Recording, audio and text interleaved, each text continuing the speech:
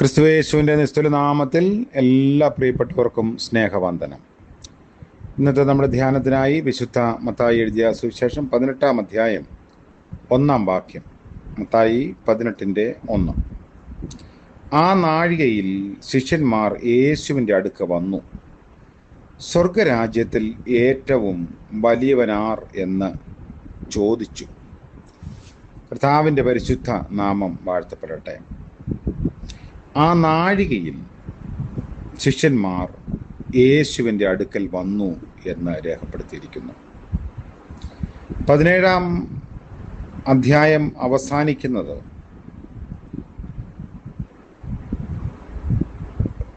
ചൂണ്ടലിട്ട് ആദ്യം കിട്ടുന്ന മീനിനെ എടുക്കുക, അതിൻ്റെ വായ് തുറക്കുമ്പോൾ ഒരു ചതുർദ്രഹ്മപ്പണം കാണും, അതെടുത്ത് എനിക്കും നിനക്ക് വേണ്ടി കൊടുക്കുക എന്ന് കർത്താവ് പറയുന്നതാണ്.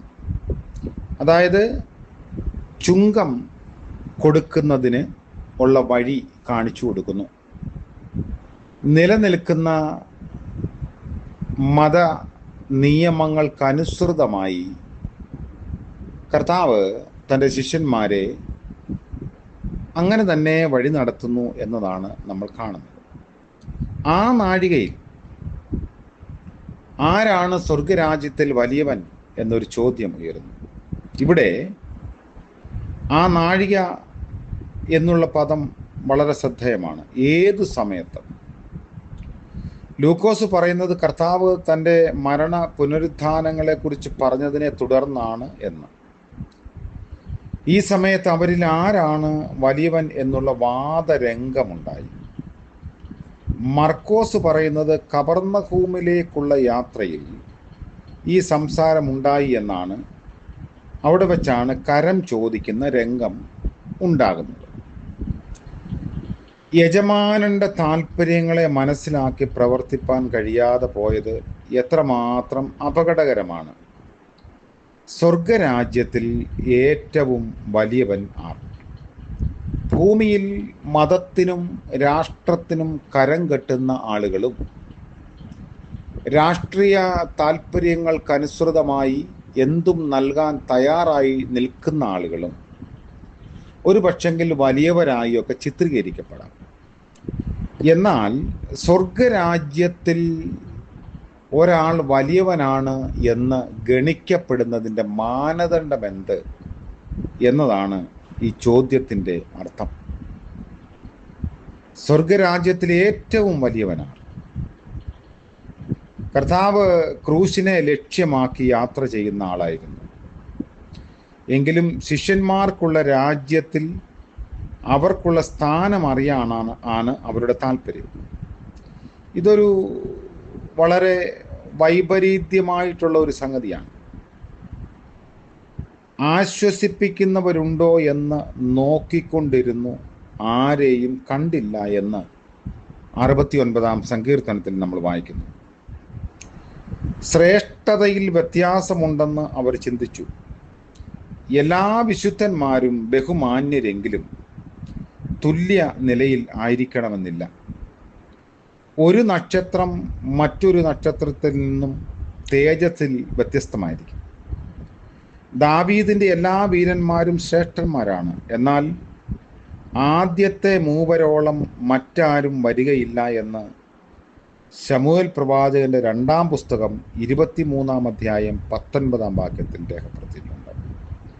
അപ്പോൾ ഓരോരുത്തരും അവൻ്റേതായ അഭിമാന വിഷയം പ്രശംസയായി പറയാനുണ്ട്. പത്രോസ് എപ്പോഴും മുഖ്യ സ്ഥാനത്ത് നിൽക്കാൻ ശ്രമിച്ചിട്ടുണ്ട്.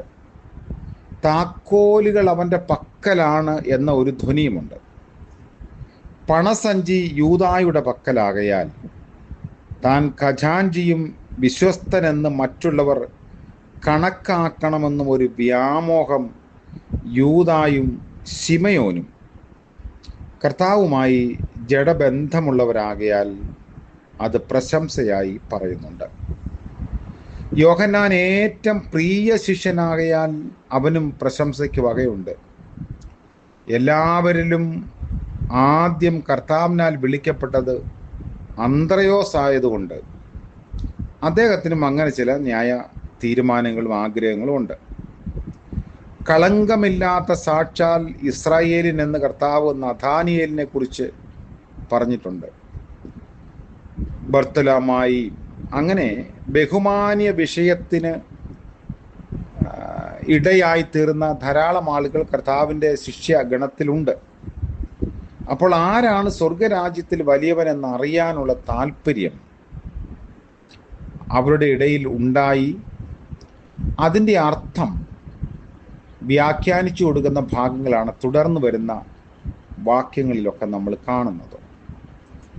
വലിയവനാകാൻ ആഗ്രഹിക്കുന്നതിനേക്കാൾ ചെറിയവനാകാൻ ഇഷ്ടപ്പെടുന്നതാണ് സ്വർഗരാജ്യത്തിൻ്റെ സ്വഭാവം. ലോകത്തിലെല്ലാവരും വലിയവരാകാൻ ആഗ്രഹിക്കുമ്പോൾ കർത്താവ് മാത്രമേ പറഞ്ഞിട്ടുള്ളൂ ചെറിയവരാകണം എന്ന്. അപ്പം ചെറുതാകലിൻ്റെ ദൈവശാസ്ത്രവും സുവിശേഷവും കർത്താവ് ശിഷ്യന്മാരിലൂടെ നമ്മോടും പങ്കുവയ്ക്കുന്നു. നമ്മൾ ചില ഇടങ്ങളിൽ ചെറുതാകാൻ സന്നദ്ധരായാൽ ദൈവം നമ്മളെ വലിയവരാക്കും, മാന്യതയുള്ളവരാക്കും. പ്രാർത്ഥിക്കാം. വാഴ്ത്തപ്പെട്ട ഞങ്ങളുടെ ദൈവമേ, സ്വർഗീയ പിതാവേ, മനോഹരമായ പുതിയ പ്രഭാതത്തിനായി സ്തോത്രം. സ്വയം താഴുവാനും വിനയമുള്ളവരായിരിക്കാനും സ്ഥാനമോഹികളല്ലാതായിരിക്കാനും ഒക്കെയുള്ള കൃപയും ബലവും അങ്ങയിൽ നിന്ന് പ്രാപിക്കാനുള്ള ഒരു വലിയ ഭാഗ്യം ഞങ്ങൾക്ക് നൽകണമേ. പുതിയ പ്രഭാതത്തിൽ അടിയങ്ങൾ പ്രാർത്ഥിക്കുന്നു. അങ്ങയുടെ ശുശ്രൂഷയിൽ അടിയങ്ങളെ ഏതെങ്കിലും ഭാഗങ്ങളിലൊക്കെ ഉപയോഗിക്കണമേ. ഇന്ന് പ്രഭാതം മുതൽ പ്രദോഷം വരെ ഞങ്ങൾ ഇടപെടുന്ന മേഖലകളിൽ, യാത്രകളിൽ, ഞങ്ങളുടെ ഉത്തരവാദിത്ത നിർവഹണങ്ങളിലെല്ലാം താണിരിപ്പാൻ, വിനയമുള്ളവരായിരിക്കാൻ, വിട്ടുകൊടുക്കുന്നവരായിരിക്കാനുള്ള കൃപയും മനസ്സലിവും ഞങ്ങൾക്ക് നൽകണമേ. യേശു മശിഹ മൂലം പ്രാർത്ഥിക്കുന്നു. കൃപയോടെ കേൾക്കുമാറാകണമേ. ആമേൻ. ത്രിയേക ദൈവത്തിൻ്റെ കൃപയും അനുഗ്രഹവും കാവലും ആലോചനയും നമ്മോടുകൂടെ എന്നും എന്നേക്കും ഉണ്ടായിരിക്കുമാറാകട്ടെ. ആമേൻ.